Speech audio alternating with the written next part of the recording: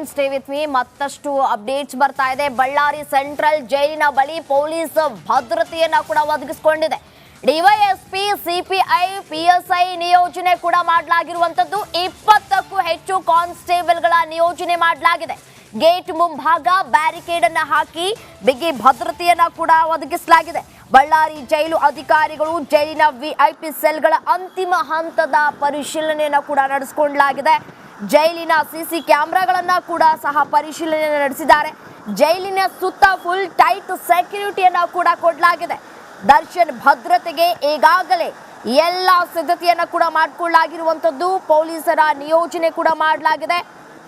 Body own camera ಹಾಗೂ ಸಿಸಿಟಿವಿಯಲ್ಲಿ ಅಂದ್ರೆ ಕಣ್ಗಾವಲು ಕೂಡ ಇರಲಿದ್ದಾರೆ. ದರ್ಶನ್ ಭದ್ರತೆಗೆ ನಿಯೋಜನೆಯಾಗುವ ಸಿಬ್ಬಂದಿಗೆ ಬಾಡಿ ಓನ್ ಕ್ಯಾಮ್ರಾವನ್ನ ಕೂಡ ಕಡ್ಡಾಯ ಕೂಡ ಮಾಡಿರುವಂತದ್ದು ಇಲ್ಲಿ ಗಮನಿಸಬೇಕಾದಂತಹ ಸಂಗತಿಯಾಗಿದೆ.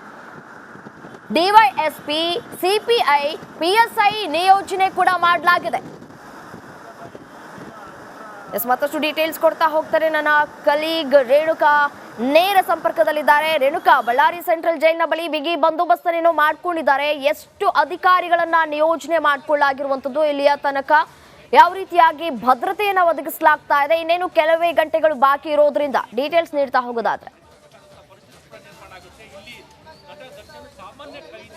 ಖಂಡಿತ ರಮ್ಯಾ, ಬಳ್ಳಾರಿ ಸೆಂಟ್ರಲ್ ಜೈಲಿನ ಮುಂಭಾಗ ಈಗ ಭದ್ರತೆಯನ್ನು ಹೆಚ್ಚಳ ಮಾಡಿರ್ತಕ್ಕಂಥದ್ದು. ಯಾಕಂದರೆ ಕೆಲವೇ ಕ್ಷಣಗಳಲ್ಲಿ ದರ್ಶನ್ ಇರ್ತಕ್ಕಂಥ ವಾಹನ ಬಳ್ಳಾರಿಯ ಸೆಂಟ್ರಲ್ ಜೈಲಿನ ಈ ಗೇಟ್ನ ಮುಂಭಾಗ, ಈ ಗೇಟ್ನ ಮೂಲಕವೇ ಹೋಗುತ್ತೆ. ಹೀಗಾಗಿ ಈ ಗೇಟ್ನ ಮುಂಭಾಗದಲ್ಲಿ ಸಾಕಷ್ಟು ಜನ ಅಭಿಮಾನಿಗಳು ಸೇರಬಹುದು ಅನ್ನುವ ನಿಟ್ಟಿನಲ್ಲಿ ಈ ರೀತಿಯಾಗಿ ಭದ್ರತೆಯ ವ್ಯವಸ್ಥೆಯನ್ನು ಮಾಡಿದ್ದಾರೆ.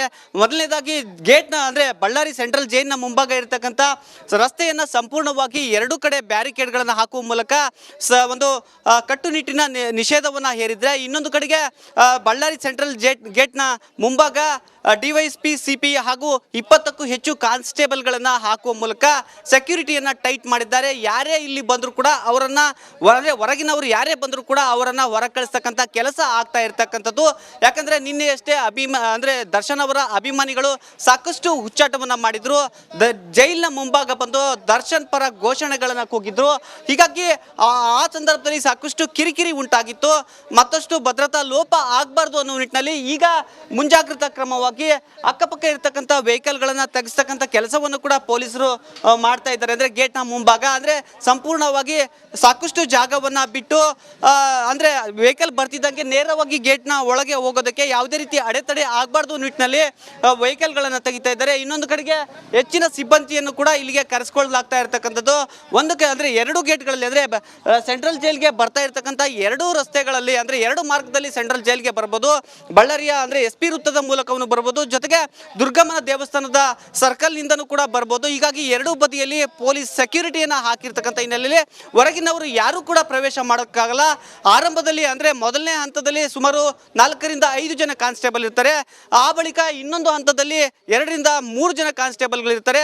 ಅಂದರೆ ಸೆಂಟ್ರಲ್ ಜೈಲಿನ ಮುಂದೆ ಇರತಕ್ಕಂಥ ಕ್ವಾರ್ಟರ್ಸ್ನಲ್ಲಿ ಇರ್ತಕ್ಕಂಥ ಸ್ಥಳೀಯರಿಗೆ ಮಾತ್ರ ಅವಕಾಶವನ್ನು ಕೊಟ್ಟಿದ್ದಾರೆ ಈ ಗೇಟ್ನ ಅಂದರೆ ಈ ಭಾಗದಲ್ಲಿ ಓಡಾಡೋದಕ್ಕೆ.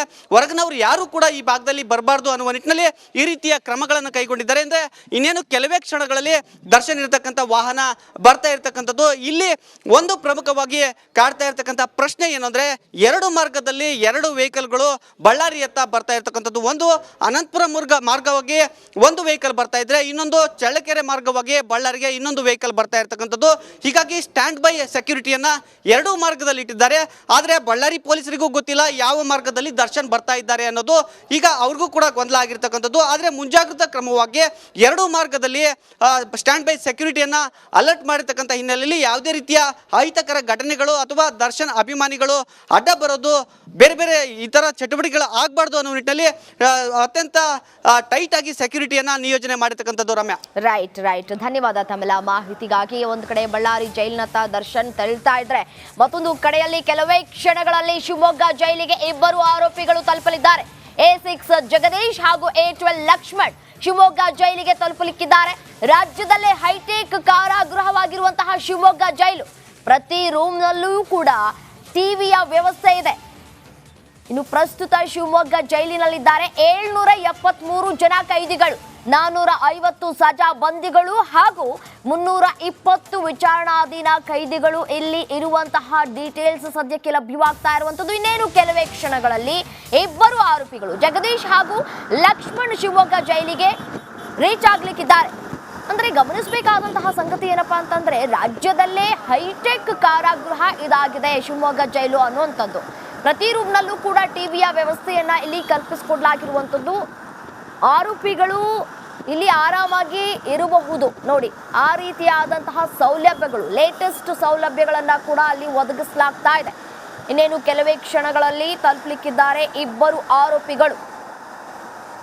ಪ್ರಸ್ತುತ ಶಿವಮೊಗ್ಗ ಜೈಲಿನಲ್ಲಿ ಈಗಾಗಲೇ 773 ಜನ ಕೈದಿಗಳು ಕೂಡ ಇರುವಂತದ್ದು. 450 ಸಜಾಬಂದಿಗಳು ಕೂಡ ಇದೆ ಅಲ್ಲಿ. ಅದೇ ರೀತಿಯಾಗಿ 320 ವಿಚಾರಣಾಧೀನ ಕೈದಿಗಳು ಕೂಡ ಇದ್ದಾರೆ ನೋಡಿ. ಯಾರೋ ಮಾಡಿದ ಒಂದೇ ಒಂದು ಫೋಟೋ ಅದೇ ರೀತಿಯಾಗಿ ವಿಡಿಯೋದಿಂದಾಗಿ ಪ್ರತಿಯೊಬ್ಬರು ಕೂಡ ಇದೀಗ ಡಿ ಗ್ಯಾಂಗ್ ಏನು ಎಲ್ಲರೂ ಕೂಡ ಒಂದೇ ಕಡೆ ಇದ್ರು, ಅವರೆಲ್ಲರೂ ಕೂಡ ಛಿದ್ರ ಆಗಿದ್ದಾರೆ. ಮತ್ತಷ್ಟು ಡೀಟೇಲ್ಸ್ ಕೊಡ್ತಾ ಹೋಗ್ತಾರೆ ನನ್ನ ಕಲೀಗ್ ಭೀಮಾ ನಾಯಕ್, ಶಿವಮೊಗ್ಗದ ರಿಪೋರ್ಟರ್ ನೇರ ಸಂಪರ್ಕದಲ್ಲಿ ಜಾಯ್ನ್ ಆಗಿದ್ದಾರೆ. ಎಸ್ಎನೋ ಇದೀಗ ಇಬ್ಬರು ಆರೋಪಿಗಳು ಯಾರ್ಯಾರಿದ್ದಾರೆ, ಜಗದೀಶ್ ಹಾಗೂ ಲಕ್ಷ್ಮಣ್ ಶಿವಮೊಗ್ಗ ಜೈಲಿಗೆ ಇನ್ನೇನು ಆಗಮಿಸುವಂತಹ ಕೆಲಸಗಳಾಗ್ತಾ ಇರುವಂತದ್ದು. ಎಷ್ಟು ಗಂಟೆ ಸುಮಾರಿಗೆ ಅವರು ಅಲ್ಲಿ ತಲುಪಬಹುದು, ಈ ಬಗ್ಗೆ ಏನಾದರೂ ಡೀಟೇಲ್ಸ್ ಸಿಗ್ತಾ ಇದೆಯಾ?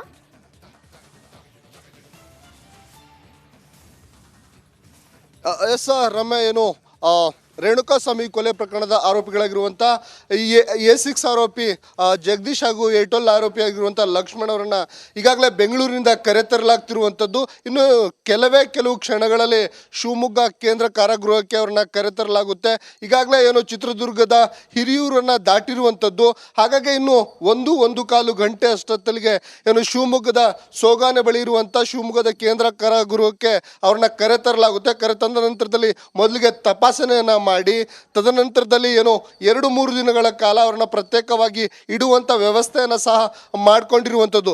ಶಿವಮೊಗ್ಗ ಕೇಂದ್ರ ಕಾರಾಗೃಹ ಇದೆ. ಹೈಟೆಕ್, ರಾಜ್ಯದಲ್ಲೇ ಹೈಟೆಕ್ ಜೈಲಾಗಿರುವಂಥದ್ದು. ಕೊರಿಯನ್ ಮಾದರಿಯಲ್ಲಿ ಈ ಜೈಲನ್ನು ನಿರ್ಮಾಣ ಮಾಡಿದ್ದಾರೆ. ಏನಕ್ಕಂದರೆ ಪ್ರತ್ಯೇಕ ಕೊಠಡಿಗಳೇನಿದ್ದಾವೆ ಸುಮಾರು 270 ಕೊಠಡಿಗಳಿರುವಂಥದ್ದು. 270 ಕೊಠಡಿಗಳಿಗೂ ಪ್ರತ್ಯೇಕ ಟಿವಿಯ ವ್ಯವಸ್ಥೆಗಳಿರುವಂಥದ್ದು.